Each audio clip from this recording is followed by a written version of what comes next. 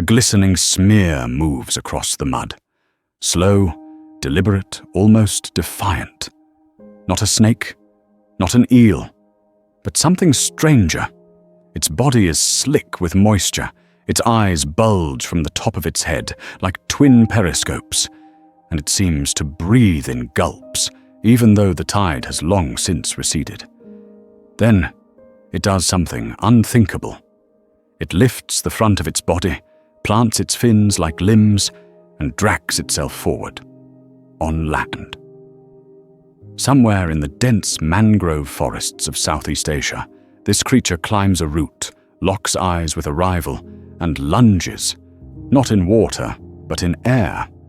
It's a territorial battle fought in a world evolution seemingly never intended for fish. There are no splashes, no bubbles, just the sound of mud, suction, and a gasping breath. At first glance, it appears to be a glitch in the evolutionary code, an aquatic mistake caught in the wrong ecosystem. But what we are witnessing is not an accident. It's the result of millions of years of divergence. A fish that walks, a fish that breathes air, a fish that has chosen land, not sea, as its battlefield. For centuries, we assumed that the boundary between land and water was strict. Reptiles left the sea and stayed gone.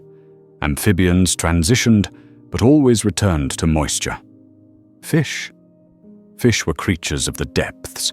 They were designed for buoyancy, for gills, for silence beneath the surface. But this one didn't follow the rules.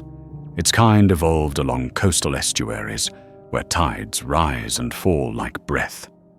In these margins, where water is temporary and oxygen is scarce, survival demanded something radical. And so, through some cruel miracle of pressure, time, and adaptation, this fish learned how to endure without water. Unlike most aquatic life, its skin must remain wet, not to breathe through gills, but because it absorbs oxygen through its skin and the lining of its mouth.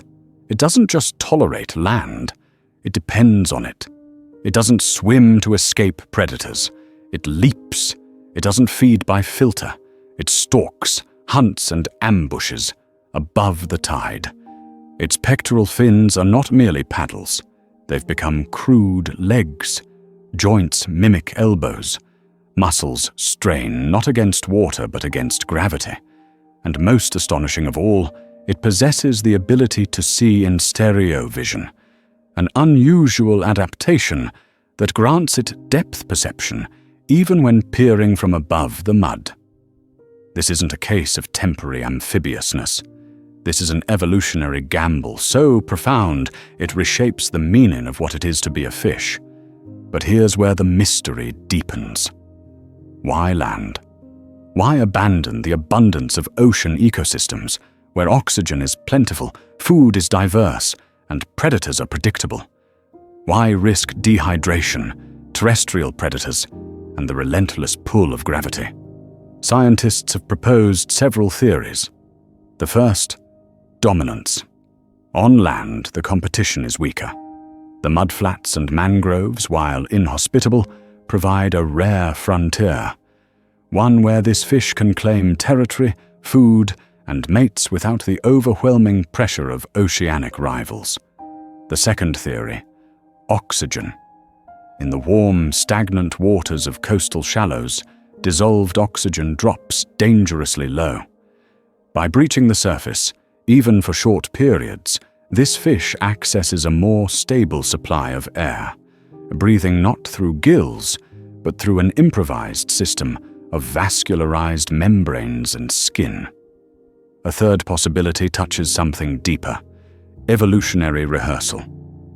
Some biologists suggest this creature may mirror a forgotten pathway from our own past, that somewhere in its genetic script lies a clue to how the first vertebrates crawled from water onto land over 375 million years ago.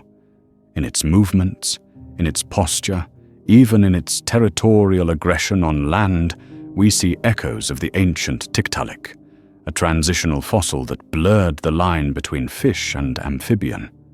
But unlike Tiktaalik, this animal lives now, today, right beneath our feet. Still, many questions remain unanswered. Why does it build tunnels in the mud, oxygenated chambers that resemble primitive burrows? Why does it risk so much to fight, to leap, to mate in places most fish would suffocate? Why hasn't evolution forced it back to the sea or fully onto land? The truth is, nobody knows. Its behavior is consistent, its physiology unique, but its reasons remain opaque. Is this creature a last holdout of an ancient line, or the beginning of something new? Some scientists believe we are watching a kind of evolutionary theater, a glimpse not into the past, but into a possible future, one where boundaries blur and survival favors the bold, the strange, the misfit. It reminds us that the tree of life isn't neat. It's chaotic, experimental, and sometimes prophetic. So the next time you see a fish leap from the water, pause. Watch what it does next.